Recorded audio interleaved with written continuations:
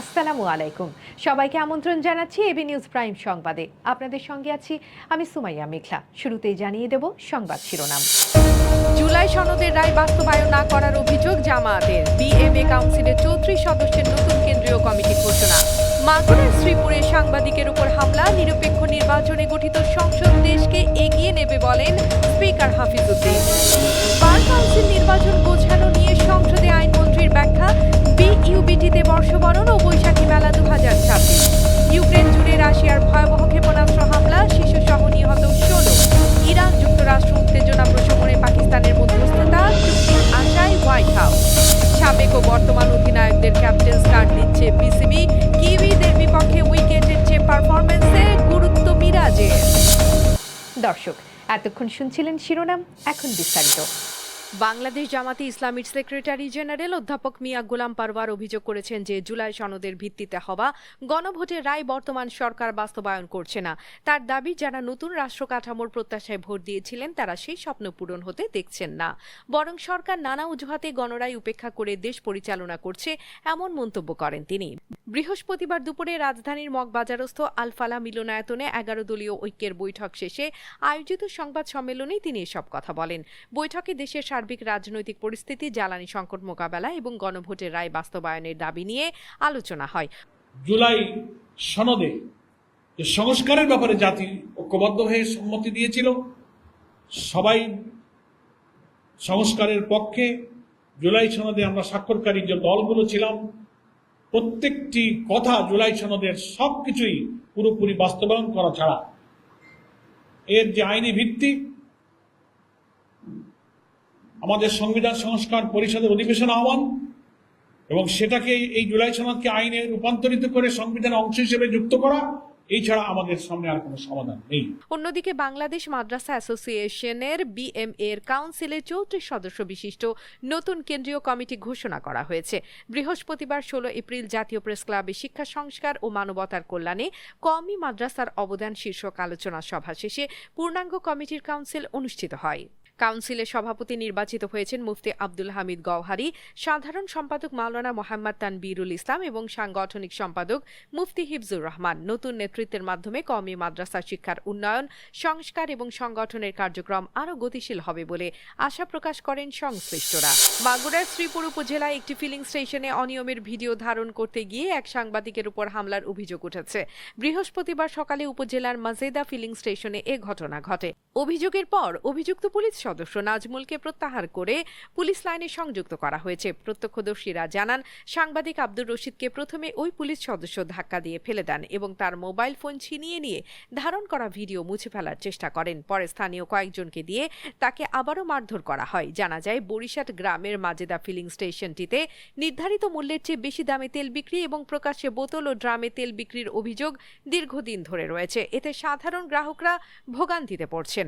অন্যদিকে নিরপেক্ষ নির্বাচনের মাধ্যমে গঠিত বর্তমান জাতীয় সংসদ বাংলাদেশকে সামনের দিকে এগিয়ে নিতে সক্ষম হবে বলে মন্তব্য করেছেন জাতীয় সংসদের স্পিকার মেজর অবসরপ্রাপ্ত হাফিজউদ্দিন আহমদ।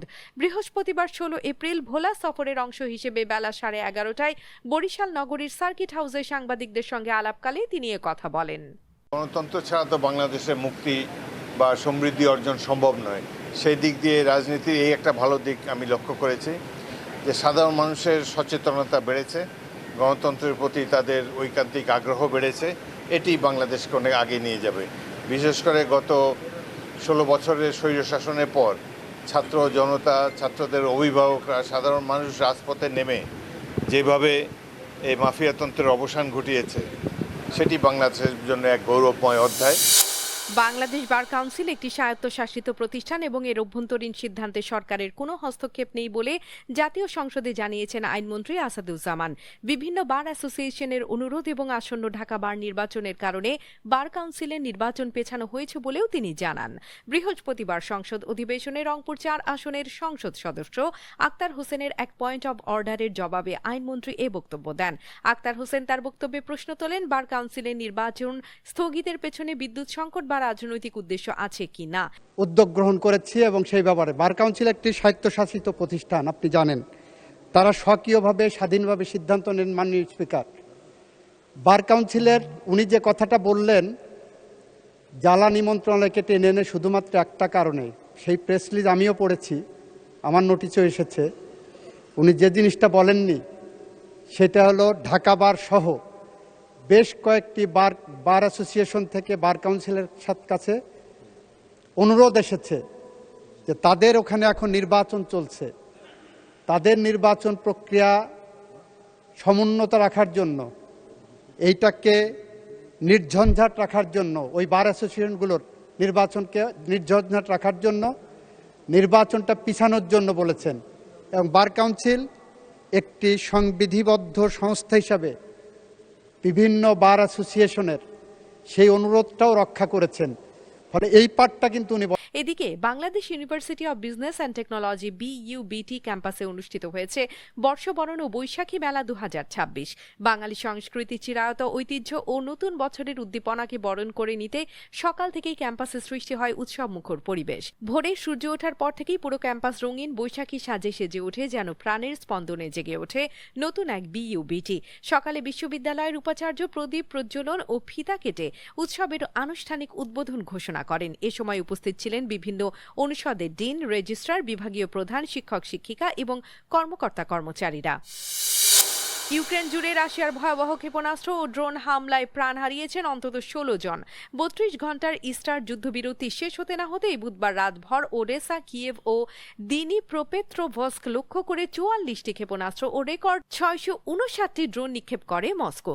এর মধ্যে 636টি ড্রোন ভূপাতিতের দাবি করেছে কিয়েভ। তবে ওডেসায় 9 জন এবং রাজধানী কিয়েভে এক শিশু সহ 4 জনের মৃত্যুতে শোকের ছায়া নেমেছে। জ্বালানি ও উৎপাদন কেন্দ্র লক্ষ্য করে চালানো এই হামলায় আহত হয়েছেন শতাধিক বেসামরিক নাগরিক। দীর্ঘ 4 বছর ধরে চলমান যুদ্ধের ভয়াবহতা যেন নতুন মাত্রা পেল গত 24 ঘণ্টায় এই বিধ্বংসী হামলায়। ইউক্রেনীয় বিমান বাহিনীর তথ্যমতে রাশিয়ার নিক্ষিপ্ত বিশাল ড্রোন ও মিসাইল বহরের বড় অংশ প্রতিহত করা গেলেও প্রাণহানি এড়ানো যায়নি। ওডেসা ও দিনিপ্রোপেত্রোভস্কের আবাসিক এলাকায় ক্ষেপণাস্ত্রের আঘাতে লণ্ডভণ্ড হয়ে গেছে বহু স্থাপনা। কিয়েভের মেয়র ভিতালি ক্লিচকো জানিয়েছেন, রাজধানীতে হতাহতের পাশাপাশি অবকাঠামোর ব্যাপক ক্ষতি হয়েছে। অন্যদিকে মস্কো এই আক্রমণকে ইউক্রেনের হামলার পাল্টা জবাব হিসেবে দাবি করলেও আন্তর্জাতিক মহলে বাড়ছে উদ্বেগ। পাল্টা আঘাত হিসেবে রাশিয়ার তুয়াপসে বন্দরে কিয়েভ ড্রোন হামলা চালালে সেখানে 2 শিশুর মৃত্যু ও বড় অগ্নিকাণ্ডের খবর পাওয়া গেছে। সব মিলিয়ে ইস্টার পরবর্তী এই সহিংসতা যুদ্ধ পরিস্থিতির চরম অবনতি ঘটিয়েছে। ইউক্রেনীয় কর্তৃপক্ষ এখন পর্যন্ত আহতদের উদ্ধার ও জরুরি সেবা নিশ্চিতে কাজ করে যাচ্ছে।